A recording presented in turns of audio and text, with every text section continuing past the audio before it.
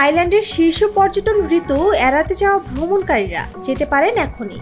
থাইল্যান্ডের বর্ষা ঋতু নিরিবিলি মাস, যা সাধারণত মে থেকে অক্টোবর পর্যন্ত চলে। যদিও এই সময়ের মধ্যে আবহাওয়া ততটা সামঞ্জস্যপূর্ণ নাও হতে পারে, তবে বুদ্ধিমান ভ্রমণকারীরা এখন ভিড় কম হওয়াতে শান্তপূর্ণ পরিবেশের সাথে থাইল্যান্ডের সেরা মুহূর্তগুলো উপভোগ করতে পারবেন। আপনি কি বিদেশ ভ্রমণের স্বপ্ন দেখছেন? তাহলে এই সময়, এই 30শে এপ্রিল শুধুমাত্র নোরিয়া হলিডেজ দিচ্ছে ৭৪,৯০০ টাকায় 2 দেশ ঘুরে আসার সুযোগ। শ্রীলঙ্কা এবং মালয়েশিয়া, 4 রাত 5 দিনের অসাধারণ একটি ট্যুর। তবে আর দেরি কিসের? আজই বুকিং করুন। থাইল্যান্ডের বর্ষা ঋতুতে যারা ভ্রমণে যেতে চান তাদের জন্য কো সামুই এবং কো ফাঙ্গানের মতো গন্তব্যগুলো সব থাইল্যান্ডের উপসাগর পশ্চিম উপকূলে। থাইল্যান্ডের থাই দ্বীপপুঞ্জের আকর্ষণ। থাইল্যান্ড ভ্রমণের পরিকল্পনা করার সময় ভ্রমণকারীর জন্য মুগ্ধকর থাই দ্বীপপুঞ্জ অন্বেষণ করা আবশ্যক। আদিম সৈকত, স্বচ্ছ জল এবং প্রাণবন্ত প্রবাল প্রাচীর সহ এই দ্বীপগুলো একটি স্বর্গের মতো পরিবেশ অফার করে, যা সারা বছর দর্শকদের বিমোহিত করে। আপনি জানুয়ারিতে রৌদ্রোজ্জ্বল আবহাওয়া উপভোগ করতে যান বা জুনের গ্রীষ্মের তাপ থেকে বাঁচতে যান না কেন, থাই দ্বীপপুঞ্জগুলো ব্যাংককের শহুরে জীবনের তাড়াহুড়ো থেকে একটি শান্ত অবসর প্রদান করে।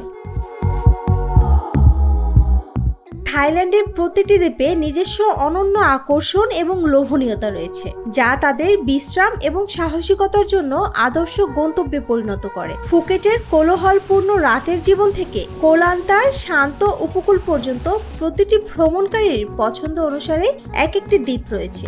এপ্রিল এবং নভেম্বর মাসের উষ্ণ তাপমাত্রা এবং মাঝে মাঝে বৃষ্টির ঝর্ণা আকর্ষণ যোগ করে। আজকে চলে এসেছি মালদ্বীপ টু শ্রীলঙ্কার একটা এক্সাইটিং ট্যুর প্যাকেজ নিয়ে।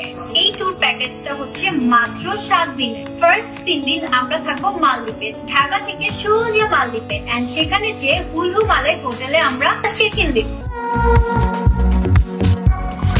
কখন থাইল্যান্ডের আন্দামান সাগরে যাবেন?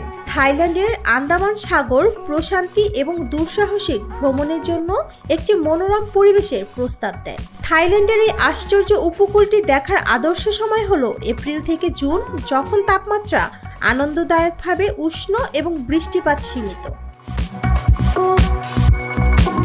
বর্ষা মৌসুমে, যা সাধারণত জুলাই থেকে সেপ্টেম্বর পর্যন্ত বিস্তৃত থাকে, থাইল্যান্ডের আন্দামান উপকূলে বৃষ্টিপাত এবং সমুদ্রের রুক্ষ অবস্থার সম্ভাবনা বেশি থাকে।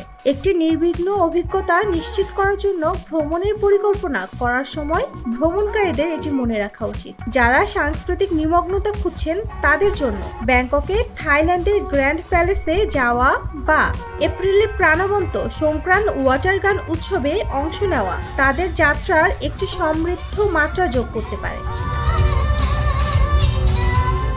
দ্বীপের অন্যতম আকর্ষণ হলো চীনা নববর্ষ উদযাপন, যা একটি প্রাণবন্ত উৎসব যা এই গ্রীষ্মমণ্ডলীয় স্বর্গে এক অনন্য সাংস্কৃতিক অভিজ্ঞতা নিয়ে আসে।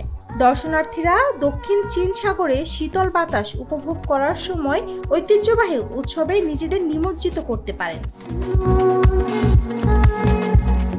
বাংলাদেশ থেকে প্রতি বছর কয়েক হাজার বাংলাদেশি থাইল্যান্ড যান চিকিৎসা ও অবকাশ উদযাপনের জন্য। অনেক সময় পরিবারের সদস্যরাও সঙ্গে থাকেন, তাই বিষয়টি মাথায় রেখে ভ্রমণ পরিকল্পনা করতে হবে। ভ্রমণকারীদের সহজ ভ্রমণের জন্য পাশে আছে নোরিয়া ট্যুর অ্যান্ড ট্রাভেল।